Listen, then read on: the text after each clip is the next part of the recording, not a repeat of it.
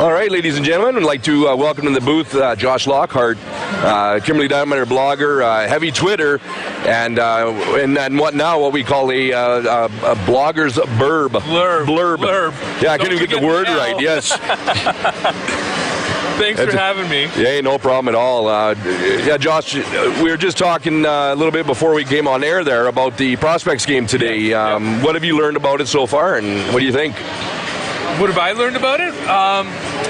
Just that that it was a tied game. Went to overtime, nothing resolved it. And the other piece that I learned was they changed goalies at the midway point, which is rather typical for a Prospects game.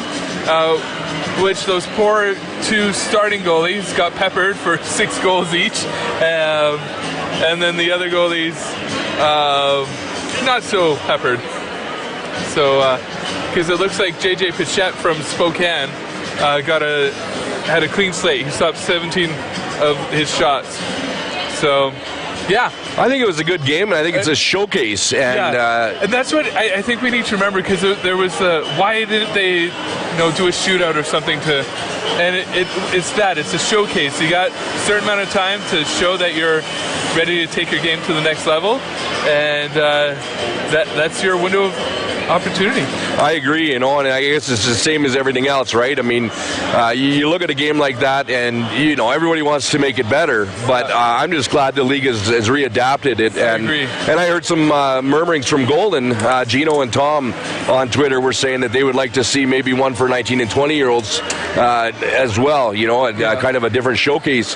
But we do know that the younger players that go to these things are trying to showcase themselves to reach higher, and that's something that this league is all about. Yeah. So I think it's the league should be commended. The players that went, good for them, and just what I heard there on Twitter, and I saw that obviously Giradozzi from Beaver Valley had one heck of a game. Yes, he did. And it's and I'm sorry for the east or the west side. I'm not sure who was the star of the game over there, but I guess that's the unfortunate thing now that there's no cross conference play, that we don't know much about the Okanagan Conference, but I'm just looking at it here, and it looks like Evan Walls was the star player of the game, and he plays for the Kamloops Storm, which the Storm, mind you, so are other teams, but the Storm in particular are really known for developing their players into the next league. I believe there was even an article written this week about that, of how the coach there while he wants to have a team in good standing and be the top team in the division, he'd rather see the players go on and develop, and they've lost their starting goalie and a couple other key players to the Junior A.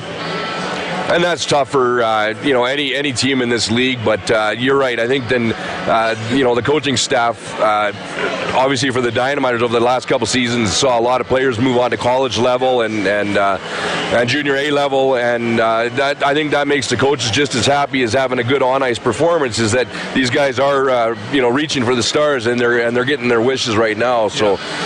Well, and I think that's a key thing to remember too, is what kind of team you are in terms of developing.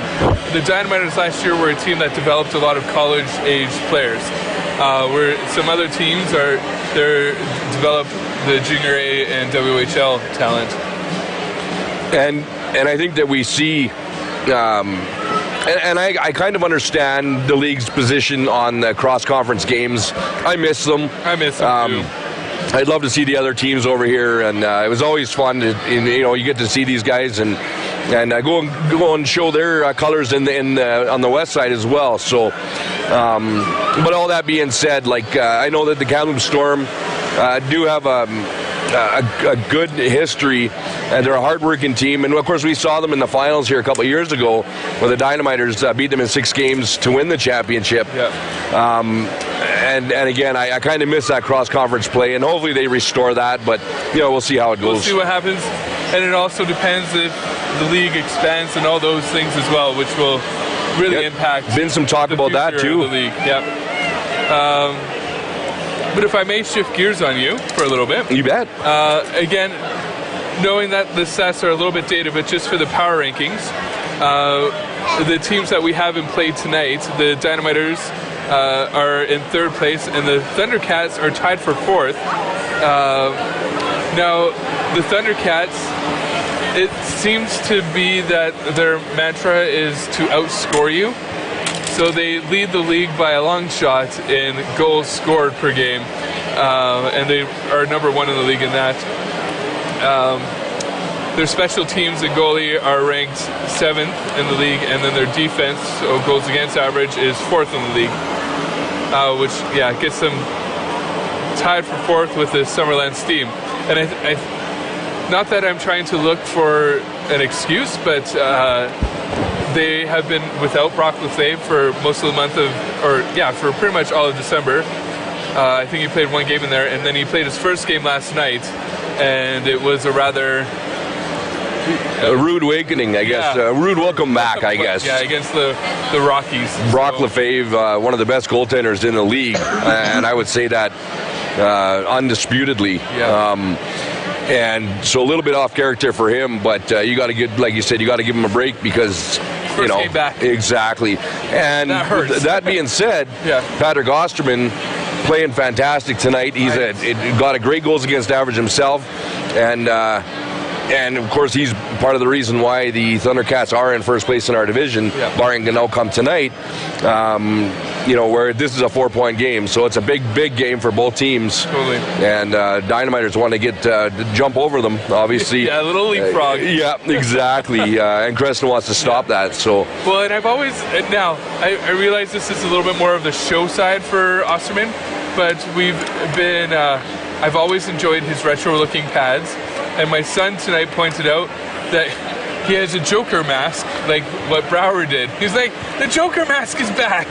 So yeah, and I saw it as he skated by here too, and it's funny because I thought the same thing, and that was a trademark Tyson Brower. Yeah.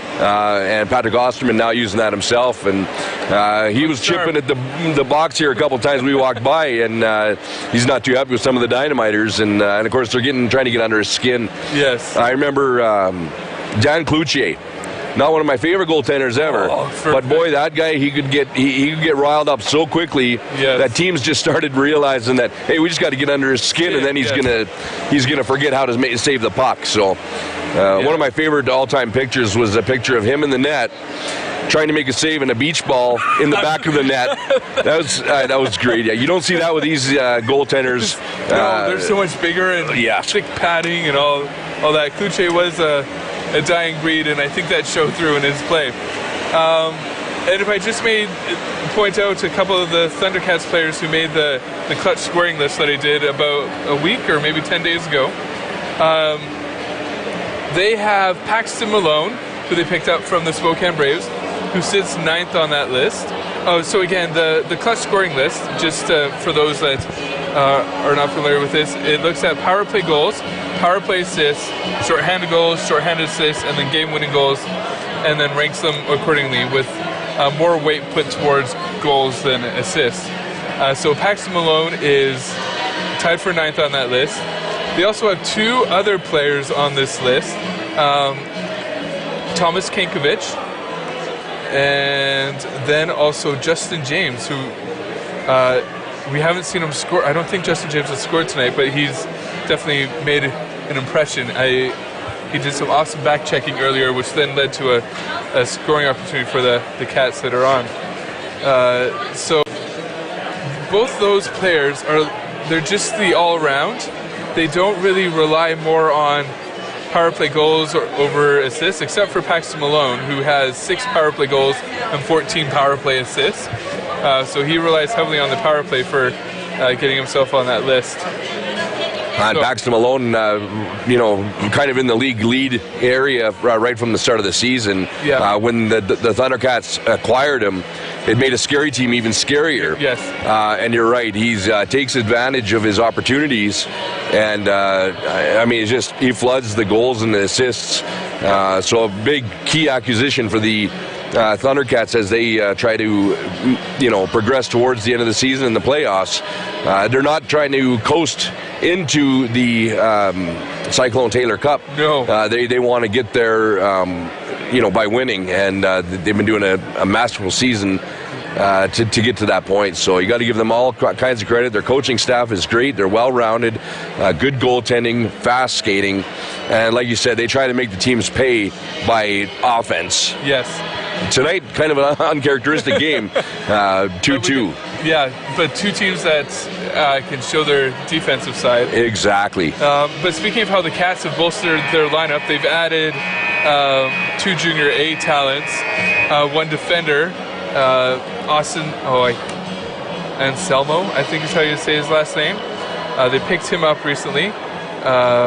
He was playing in the Northern Ontario Junior Hockey League, which often gets ranked as the top Junior B league in Canada. And then they also picked up Michael Spenrath from the Calgary Canucks, which has been that's kind of a Kimberley move, given what we've done on a lot of picking That's up. right. Mind you, it's been more from the Mustangs and Okotoks, but picking up from the AJHL there. Well, some big acquisitions for the Dynamiters as well, like you said, with Karpishin and Carrillo. A player that I've been noticing a lot tonight that I thought has been having a good game is Nick Herringer with a lot of speed, and he's getting into the corners. And, I think that the prospective, view from the Dynamiters was to have a good season here regardless. They had a lot of new players, a lot of rookies, a few returning players. Yep. And I think they've silenced their critics and come out and done a great job as well. So these two teams exciting to watch. Yes, which I unfortunately was one of those critics, thinking they'd finish third in the division, and they're right up there for battling for top spots. Yeah, and really like you said, all season they've been right near the top. It's not that they've started slow and then came on. They've been playing well from the get-go, and great coaching staff. Jerry Banks steps down, Derek Stewart steps in, and systems seem to work, and these players do well. So anyway, we'd like to thank you, Josh, and I think I talked more than you tonight. But, That's all right. But maybe we'll do a blurb next game. Ron McLean does that. There you go. Right on, Josh. Well, thanks very much. Josh Lockhart, everyone.